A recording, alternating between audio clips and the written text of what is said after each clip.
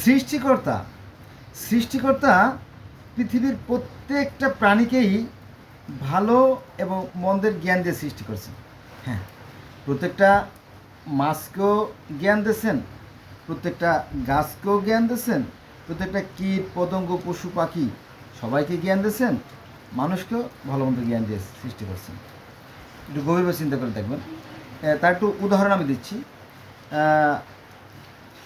সেটা হচ্ছে যে আমরা যখন গোসল করতে গেছি যশোরের মধুমতি নদীতে, শিয়ালা মাছ আছে না, যে মাথায় সাদা দিয়া টিপ মারার মতো, তো ওরা লাফ দিয়ে চলে যায়। তারপরে আপনার অ্যালেং মাছ, ওরা অ্যালেং মাছ কিন্তু শরীরে ঠুকায়, অ্যালেং মাছ শরীরে ঠুকায়, কিন্তু ওইটা ধরতে গেলে ধরা যায় না, দৌড়ায়। তো আমরা কী করতাম, গামছা দিয়ে, দুইজনে গামছা দিয়ে এভাবে অ্যালেং মাছ ধরে ধরে লোটা বদনায় ভরে বাড়িতে নিয়ে আসতাম।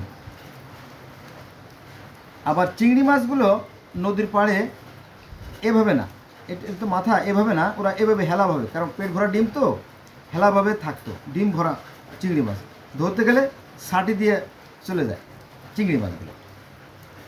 তো এভাবে প্রত্যেকটা মাছে সৃষ্টিকর্তার নির্দিষ্ট পরিমাণ জ্ঞান দিয়ে সৃষ্টি করছে। আবার গাছেরও জ্ঞান আছে। এখন এই যে বৃষ্টি হচ্ছে বাইরে, দেখেন বাইরে কিন্তু বৃষ্টি হচ্ছে,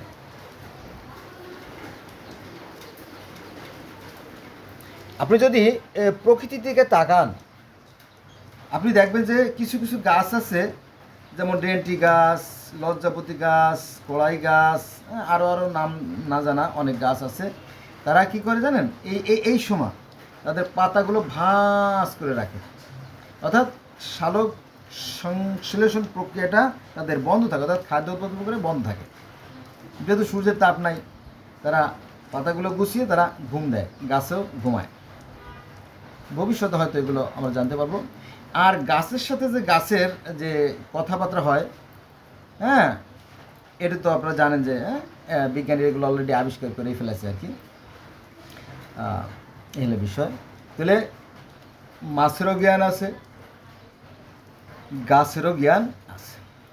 তারপরে মনে করতে কীট পতঙ্গ পোকামাকড় যেগুলো আছে, আপনি মশারির মধ্যে ঢুকলেন, তো হঠাৎ করে বু বু শব্দ কামড়াচ্ছে মশায়, তো আপনি বিরক্ত হয়ে গেলেন, আপনি মশা মারার চেষ্টা করলেন, কিন্তু অনেক সময় চেষ্টা করে আপনি ফেল মারছেন, পরে চিন্তা করলেন না, হাতটাও নষ্ট করবো না, মশারি আঁচল উঁচু করলেন, মশাটা উড়ে চলে গেল। জ্ঞান আছে না? জ্ঞান আছে।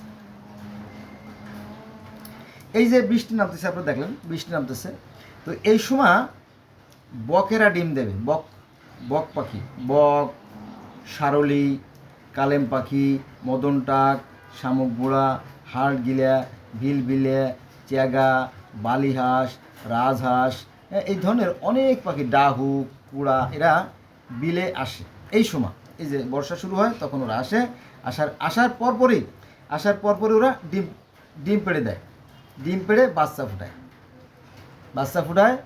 আর ওরাও কিন্তু চালাক আছে। ওরা কী করে জানেন, ওই যে পচা যে খড়কুটো আছে, ওই পচা খড়কুটোর উপরে ডিম পেড়ে আবার কিছু পচা খড়কুটোতে ঢেকে রাখে। মনে হবে যে কিছু ময়লা আবর্জনা ভেসে আছে, আপনার কাছে মনে হবে যে ময়লা আবর্জনা ভেসে আছে, কিন্তু যারা জানে, যেমন আমরা, ওই ময়লাগুলো যখন একটু সরাবেন দেখবেন যে ভিতরে চকচকে অনেকগুলো ডিম পেড়ে রাখছে। আমরা এগুলো ডিম আনছি, যেহেতু আমাদের বিল এলাকা তো।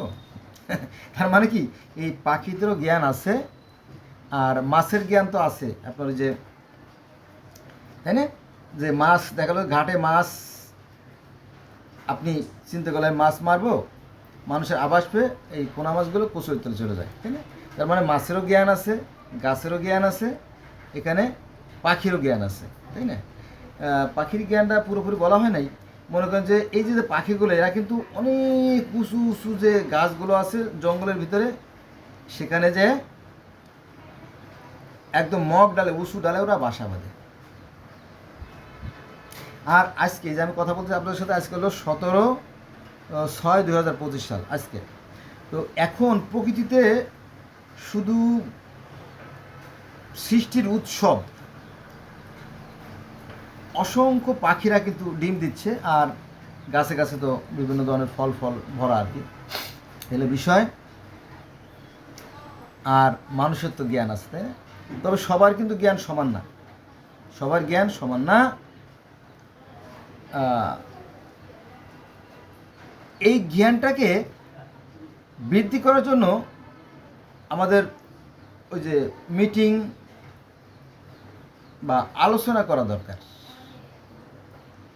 বা সভা বা মজলিস করা দরকার, কিন্তু এই জিনিসটা আমাদের মতো নাই। সৃষ্টিকর্তা যে জ্ঞান দিয়েছে, এই জ্ঞান দিয়েই আজকের আপনার এই এরোপ্লেন, আজকের এই পারমাণবিক বোমা, আজকের এই আধুনিক অস্ত্র, যা কিছু সবগুলো সৃষ্টি কিভাবে? এই জ্ঞানকে কাজে লাগায়, ঠিক না?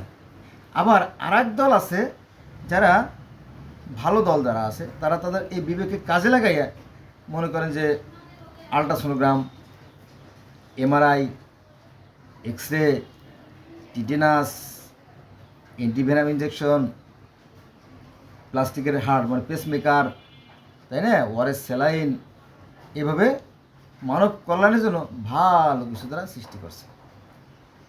তাই মানে বিজ্ঞানীর মধ্যে দুটো দল আছে, একজন আছে মারণাস্ত্র তৈরি করতেছে, ধ্বংসাত্মক অস্ত্র তৈরি করতেছে, আর এক দল আছে কি, তারা এই যে যক্ষা হলে রক্ষা নাই, তাই না, এই যক্ষার থেকে মুক্তি পাওয়ার জন্য যক্ষার মেডিসিন আবিষ্কার করছে, ফলে এখন আর যক্ষায় মানুষ মারা যায় না। এমন এক সময় ছিল যে ওই হুকিং কাশি, ডিসপেরিয়া, ধনুষ্টঙ্কার, এই কারণে মানুষ মারা যেত, কিন্তু এগুলোর প্রতিষেধক ওষুধ আবিষ্কার হয়েছে, আছে না? বিজ্ঞানীর মধ্যে দুটো দল আছে, ভালো একটা দল আছে যারা মানব কল্যাণে কাজ করে, একটা আছে ধ্বংস করার জন্য কাজ করে। এভাবে গোটা পৃথিবীতে আপনি যদি যান, দেখবেন যে দুই শ্রেণীর মানুষ, ভালো মন্দ। ধর্মের ভিতরেও দুই শ্রেণীর মানুষ আছে। এক শ্রেণী আছে ধোঁকাবাজ, হ্যাঁ, অনেক পোশাক আশাক পরে, এমন পোশাক মনে হচ্ছে ধার্মিক, কিন্তু আসলে ভণ্ডামি, তাই না? এরপর কি, যাই হোক, তো সৃষ্টিকর্তার বিধানের কিন্তু পরিবর্তন নাই, সৃষ্টিকর্তা আর বিধানের কোনো পরিবর্তন নাই। তিনি সমানভাবে পৃথিবীর প্রত্যেকটা মানুষকে ভালোবাসেন, কিন্তু আমরা মানুষেরা নিজেরাই বিদ্যাভেদ সৃষ্টি করি। দেখবেন যে ভাইয়ের সাথে ভাইয়ের দ্বন্দ্ব, মায়ের সাথে বাপের দ্বন্দ্ব, ছেলের সাথে বাবার দ্বন্দ্ব, তাই না, প্রতিবেশীর সাথে দ্বন্দ্ব, অন্য গ্রামের সাথে দ্বন্দ্ব, এইভাবে দ্বন্দ্ব। এগুলো কে সৃষ্টি করে? যারা মন্দ মানুষ, তারা। খুবই স্পষ্ট, ঠিক আছে? তো এটা কোনো সমস্যা নেই, এতে কোনো সমস্যা হয় না, কারণ যে যেমন কর্ম করে সে এমন ফল সে পেয়ে যায়। আর যদি সে নাও পায়, তাহলে তার পরবর্তী প্রজন্ম সেই পাপের শাস্তি ভোগ করে। সৃষ্টিকর্তার বিধান খুবই সূক্ষ্ম এবং অলঙ্ঘনীয় এবং অকাট্য, যদি আপনি দেখতেন। বন্ধুরা, আজকে এই পর্যন্ত রইল। অতএব যা কিছু করবেন ভাবিয়া চিন্তা করবেন, ভাবিয়া করিও কাজ, করিয়া ভাবিও।